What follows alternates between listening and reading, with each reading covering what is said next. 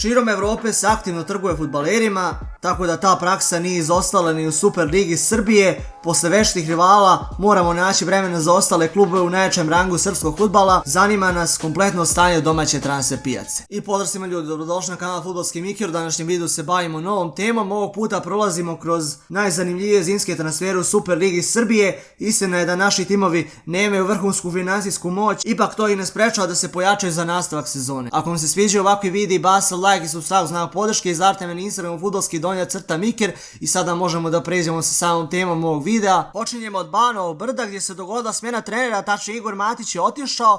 Na njegovo mjesto je došao bivši trener Partizana Gordan Petrić, vratio se u Čukarički, sjećamo se da je bio šef stručnog štaba 2016. godine i samim tim je došao u Čukarički kako bi pomogao da se obezbedi ta Evropa. Damjanović preporučio Koreanca, to je prvi transfer za danas. Dobro ste čuli, na pozajmicu iz Južne Koreje dolazi Jin Un-jo na preporuku legendarnog Dejana Damjanovića koji je dugi period svoje karijere proveo u Južnoj Koreji. Prepoznali su talenat kod ovog momka i odlučili da ga dovedu na jednogodišnju pozajmicu i samim tim će probati ga i da vide kakav je, koliko može da pridonese Čukaričkom. Igra na poziciji desnog beka, ali je vrlo ofazivan, tako da može bez problema pokriti pozicije lijevog krila i desnog krila. Slobodan Tedić, novi napadač Brđana. Vraća se posle dugo vremena, tačnije velikog transfera za 3 miliona u Manchester City. Igrao je po pozajmicama u Holandiji i Engleskoj, ali njegova karijera nije napredovala uzlaznom putanjom. Upravo zato besplatno dolazi u Čukarički. Nadamo se da će se dokazati i povratiti svoju formu, da se njegova karijera nekako istakne i da bude mnogo bolja nego što je do sada bila. I treba razumjeti da je našim igračima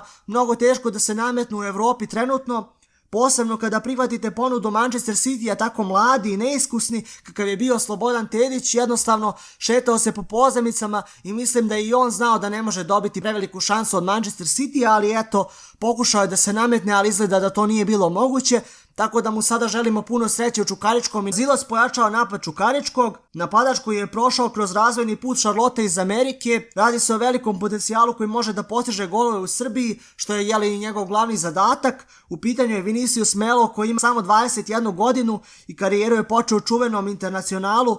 Već je predstavljen na Banovom Brdu kao veliko pojačanje za proljećni dio sezone. Golman Čukaričkog u Americi. Novak Mićović prelazi u LA Galaxy, kupili su ga za 1 milion i vidjet ćemo šta može da bude od njega. Primjer možemo naći kod Đorđa Petrovića koji je upravo iz Amerike napravio ogroman transfer u Chelsea.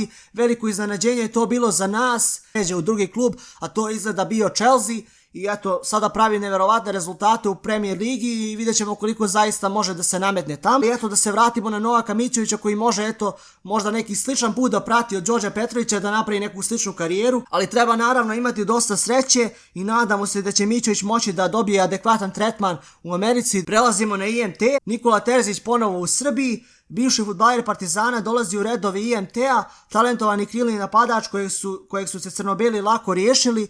Izgleda da će imati mjesto u IMT-u i poslužit će za nastavak. Pošao je školu Čukaričkog, mogao bi pomoći novom timu. Prethodno je bio u Turskoj i Izraelu, ali se nije zadržao. Pokazalo se da njegova internacionalna karijera nije išla uspješno i nije mogla da se onako razvije kako treba, tako da se vrati u Super Ligu Srbije i sada će pokušati da napravi dobre rezultate u IMT-u. Miloš Luković, novi fudbaler Strasbura. Jedan od najvećih transfera u srpskom fudbalu u posljednje vrijeme. Luković je bio pokretač i golgeter ekipe sa samo 18 godina, što mnogo govori o njegovom karakteru i njegove zrelosti u tako ranoj mladosti, ali tako da kažemo.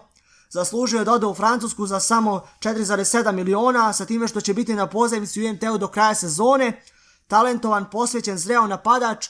Očekivano je bilo da će napustiti Super Ligu Srbije, samo je bilo pitanje vremena. Idemo do Niša, tačnije Radničkog iz Niša. Prvo treba napomenuti da je došao novi trener Radničkog Nikola Trajković. Nišlije treba da osiguraju opstanak u Super Ligi Srbije i zato su angažovali Trajkovića. Andrija Luković na Čairu. U Radničkom iz Niša dolazi iskusan vezista koji je posljednji period igrao za azerbejdžansku Zirma, 29 godina, i treba reći nešto o njegovoj bogatoj igračkoj karijeri. Njegov fudbalski put počeo u Radu kako bi se kasnije našao u PSV-u, tačnije mlađim kategorijama holandskog kluba, Crvenoj Zvezdi, kasnije Voždovcu. U Voždovcu je bio onako možda i najzapaženiji i pokazao zaista koliko ima potencijala, tako da je kasnije prešao u poljski Rakov i našao se u portugalskom Famalicau. Vraća se u srpski fudbal i očekuje se od njega da bude veteran koji pravi razliku. Golman Zvezde se vraća u Niš. Dijete Radničkog, Nikola Vasiljević će braniti gol Reala sa Nišave. Posle iskustva stečenog u Crvenoj Zvezdi, radniku, proleteru i napretku.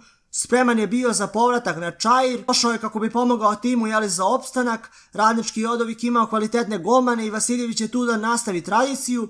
U pitanju je sjajan čuvar mreže koji nije imao sreće da dobije više prilika u Zvezdi, tako da je morao da nađe sredinu u kojoj će moći da kao u prvoj postavi i to i da bude onako stvarno da se istakne na pravi način. Nekadašnji igrač Crvene Zvezde i reprezentacije Srbije predstavljen je u Radničkom, univerzalni defanzivac u 35. godini života, pokušat će da pomogne Nišlijama i može da pokrije poziciju centralnog beka, samim tim i desnog beka. Pamtimo ga u dresu TSC-a, odakle je prešao u mađarski Honved, zatim grčki Egaleo. Marko Petković je pravi profesionalac koji može da prenese čvrstinu defanzivi Radničkog iz Niša i da stvarno onako bude veliko pojačanje za njih.